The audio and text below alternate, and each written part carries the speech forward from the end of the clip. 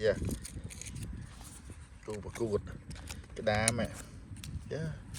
ខ្លាំងទេណាក្តាមនេះអត់បណ្ដាស្គៀបផងដល់គៀបទៅប៉ុណ្ណឹងវាកាច់ស្គៀបខ្លួនហើយថ្ងៃនេះស្វីស្ដាយស្គៀបមកទៅបើខាំដៃយើងខាំហើយបណ្ដាស្គៀបអត់បានម៉ទេណាឡាម៉ខ្លាំងណា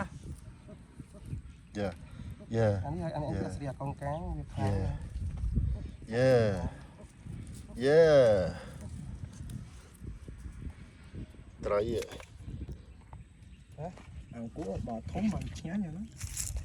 អង្គុយឆ្ងាញ់ធំជាងវាហើយប្រឡែងទៅអត់ប្រឡែងទេណាខាំដៃយើងអញ្ចឹងអត់ប្រឡែង